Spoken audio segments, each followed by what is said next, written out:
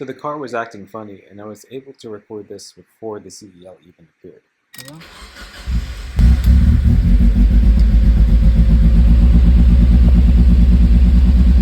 Shaky. Doing a lot out there. 2000 and climbing. Stopped shaking, but it's still going up. Well, the dropping came back.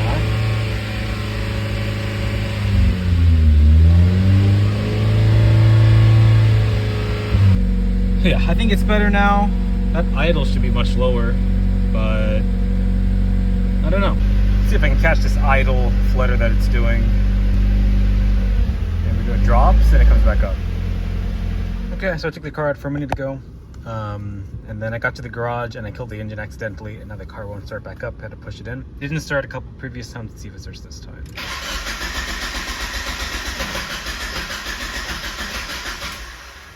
Nothing. The CEL I got is for P0111, which indicates that the intake air temperature sensor is reading a value in an unexpected. The IAT is located here on the air filter box. I'm going to take off the connection And clean it, and then we'll see if it turns on. Right there.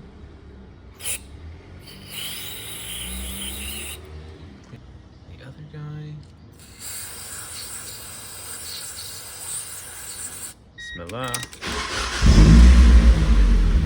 Fired right up, so that's good. Now we wait for the ribbons to drop. And there we go. It then jumped to 3000 RPM. Jumped up.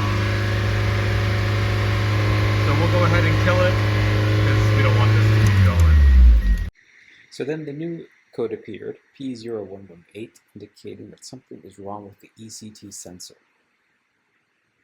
Scrolling through the freeze frames, you can see ECT is reading -40, which indicates there is no reading going back to the ECU.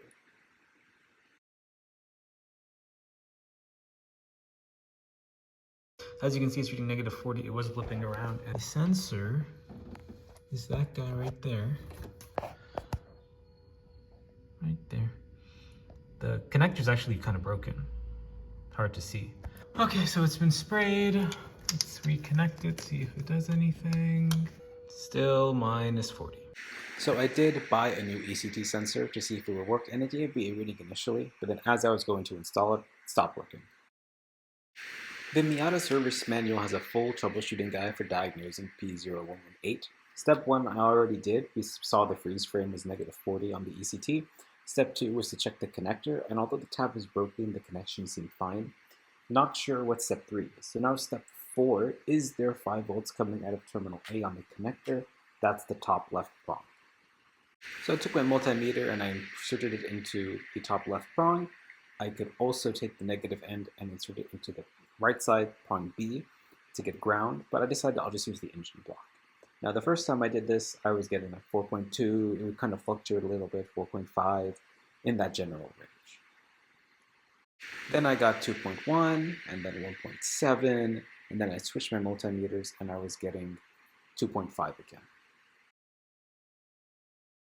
So for step 4, we're not getting 5 volts, which means that we should probably check terminal 2E on the ECU. This is the pin supplying 5 volts to the ECT. If there's no 5 volts, then there's potentially would indicate that there's an issue with our ECU. The ECU in the 99 NB Miata is located in the driver footwell. In this image, it's horizontal, but in actuality, it's vertical, with the 3 connector at the top and the 1 at the bottom. The A pin would be toward the passenger side, and the B pin would be toward the driver's side. The 2E pin is on the second connector, third from the bottom, on the right side. I have a little jumper going to 2E, and then I have a jumper going to ground, and I am getting 5 volts, so that's exactly what we expect to see. Now, technically we should be going now and investigating the wiring between the ECU and the ECT. Before I do that, I'll do step 5, which is to assess if there's any continuity between connector, terminal B, and ECU terminal 3F, which is ground. 3F is on the third connector, which is the top one, and F is third from the bottom on the left.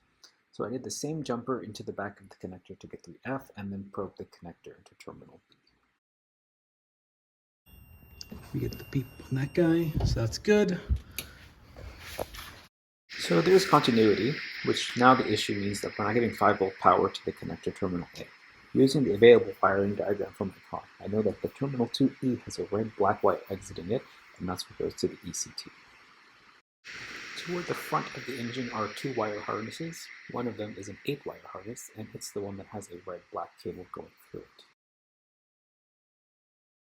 To illustrate better, we have the male side connector that goes directly to the ECU. When viewing it with the tab on the top prong, second from the left, is what should be connected to the red-black wire and should be giving 5 volts from terminal 2E. And then the bottom, second from the left, is black-red and should be ground to terminal 3F. On the female side of the connector, it's the mirror of those, with the top second from the right being red-black cable to connector terminal A, and the bottom second from the right being black-red cable to connector terminal 2B. So I connected my multimeter and I'm getting 5 volts, which is exactly how much we're expecting to see. So we know that the male side of the connector is good, and now we can check the female side. So now I have it on the connector, the female end, and I have it on the top, that one. And when I come over here and I wiggle this, I do get connection, so that's good. And then if I swap it, so if I put this one on the other side, get in there, that's good. And then I put this one on the corresponding one to the bottom, in there, quite good.